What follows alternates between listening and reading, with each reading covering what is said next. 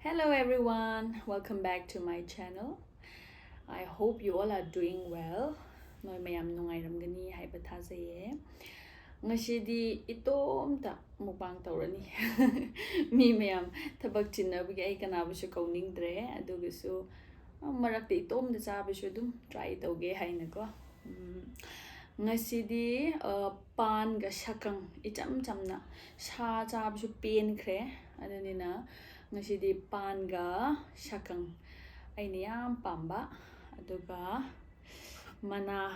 lei kari lei ra khangde hawai jar ga metpa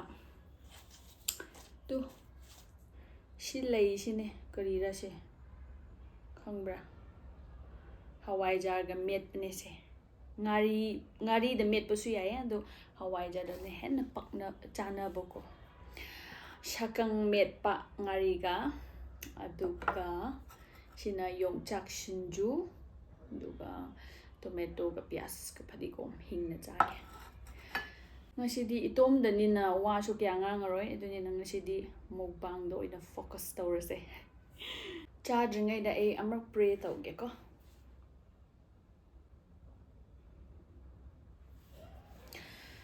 charase ngasai do ai do haiba lanba sa chaba pen khre haibdu aina haibdi sa fresh ta thongbudu thau gumba ga adu chaning de sakangdi chabe ai haurege ko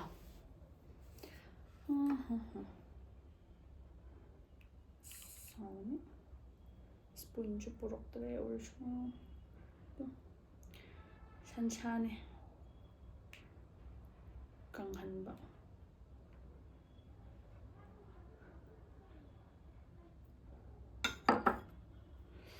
sakang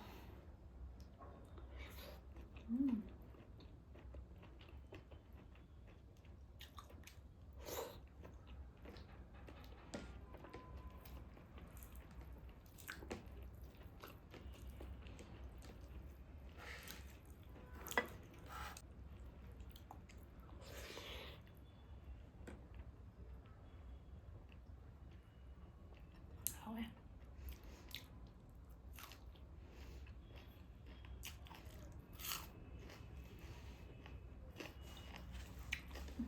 hawe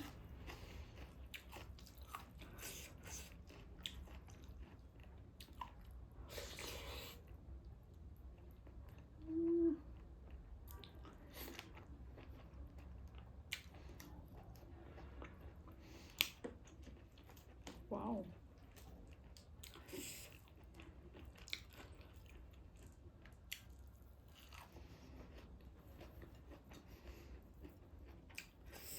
ai di phadigom hingna chapsi yam pame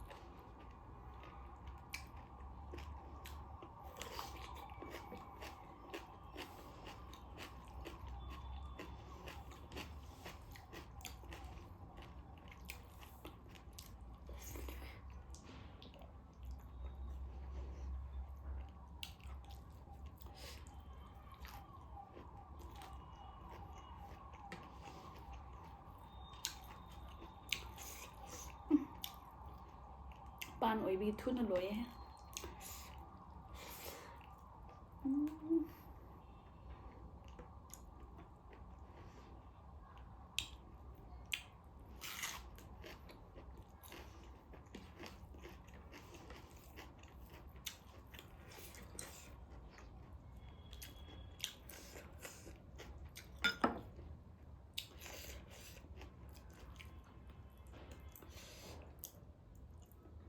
Hey Ripo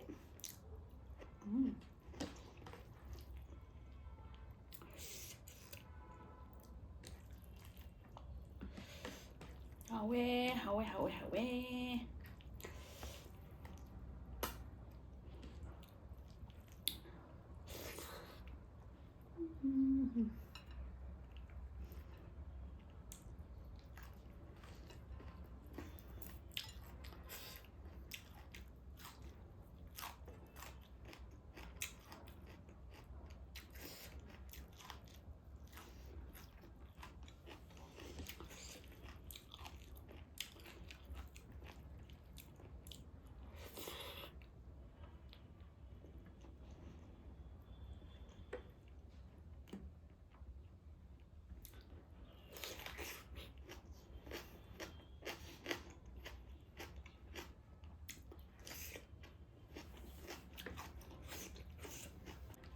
ꯅꯣꯏ ꯈꯔꯅ ꯑꯩ ꯗꯦꯜꯂꯤ ꯀꯩꯗꯧꯉꯩ ꯆꯪꯒꯦꯔꯥ ꯍꯥꯏꯕꯗꯣ ꯑꯩ ꯈꯪꯗ꯭ꯔꯤ ꯍꯥꯏꯔꯛꯀꯦ ꯈꯔ ꯋꯥꯠꯂꯤ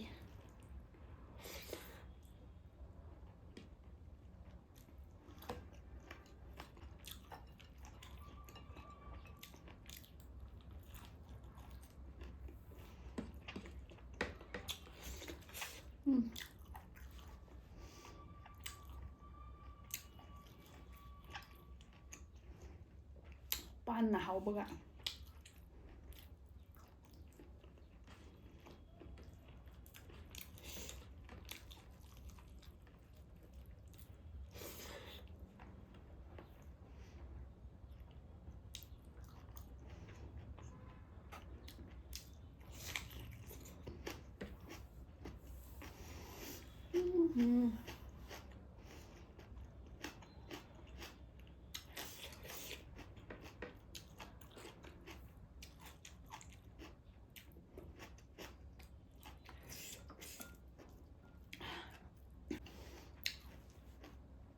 ꯅꯣꯏꯅ ꯇꯥꯏꯕꯨ ꯃꯤꯁ ꯇꯧꯋꯦ ꯍꯥꯏꯕꯗꯣ ꯑꯩꯅ ꯍꯦꯟꯅ ꯃꯤꯁ ꯇꯧꯋꯦ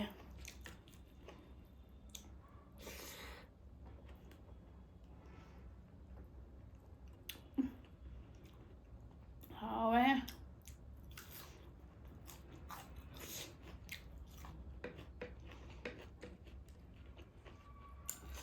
ꯆꯥꯛ ꯂꯣꯏꯕꯁꯨ ꯈꯪꯍꯧꯗꯦ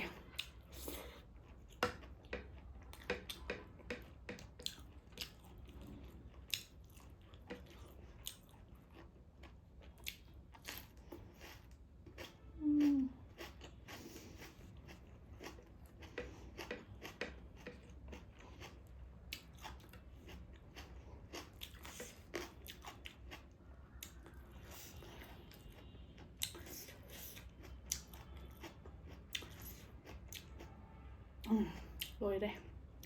ꯆꯥꯕ ꯂꯣꯏꯔꯦ ꯆꯤꯟꯊꯤꯕꯅꯦ ꯍꯥꯞꯈꯤꯅꯤ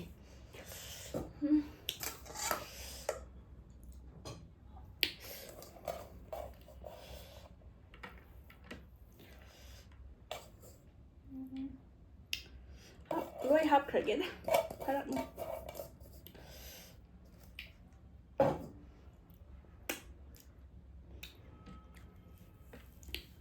ꯋꯥꯎ ꯃꯌꯥꯝ ꯂꯦꯝꯕ ꯃꯌꯥꯝꯁꯦ ꯑꯩ ꯑꯗꯨꯝ ꯆꯥꯔꯒꯦ ꯂꯦꯝꯕꯁꯨ ꯐꯔꯛ ꯃꯌꯥꯝ ꯆꯥꯔꯒꯦ ꯁꯤ ꯃꯅꯥꯁꯨ ꯃꯣꯔꯣꯛ ꯁꯥꯏꯗꯨꯕꯨ ꯌꯥꯝ ꯍꯥꯎꯋꯦ ꯁꯀꯪꯁꯨ ꯆꯥꯔꯒꯦ ꯀꯔꯤ ꯇꯧ ꯌꯣꯡꯆꯥꯛ ꯁꯥꯏꯠ ꯇꯧꯔꯣ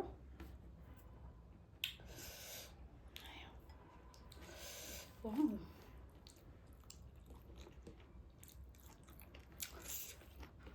ꯂꯣꯏ ꯆꯥꯊꯣꯛꯀꯦꯗ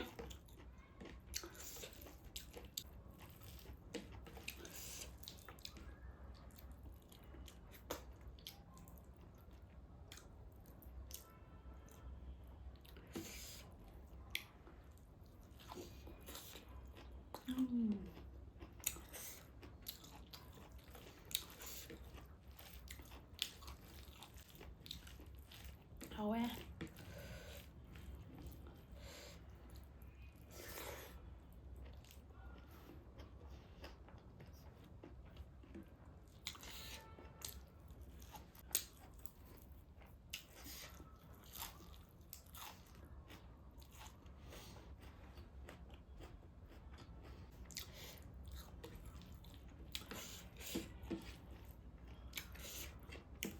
ꯑꯩ ꯍꯧꯖꯤꯛꯀꯥꯟ ꯆꯥꯛ ꯌꯥꯝ ꯆꯥꯏ ꯑꯆꯥꯄꯣꯠ ꯆꯥꯅꯤꯡꯗꯦ ꯆꯥꯛ ꯌꯥꯝ ꯆꯥꯅꯤꯡꯉꯦ ꯏꯝꯐꯥꯜꯁꯦ ꯆꯥꯛ ꯆꯥꯕ ꯌꯥꯝ ꯍꯥꯎꯋꯦ ꯑꯩꯗꯤ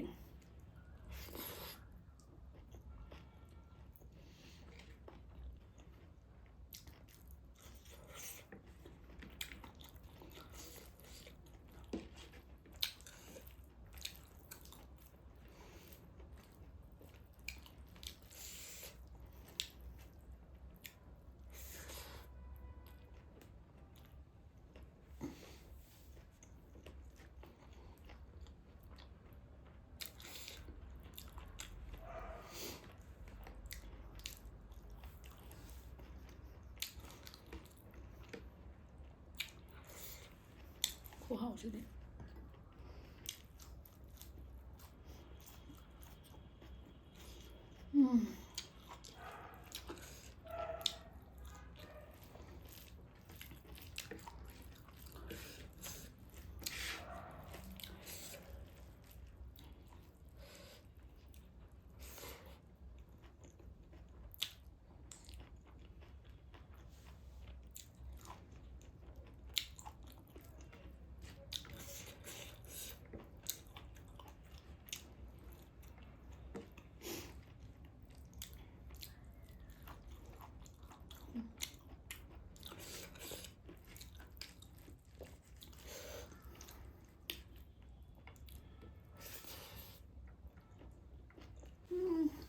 하와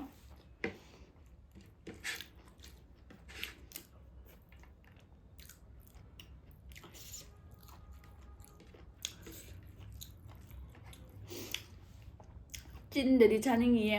ꯄꯨꯛꯅꯗꯤ I'm sorry ꯍꯥꯏꯔꯦ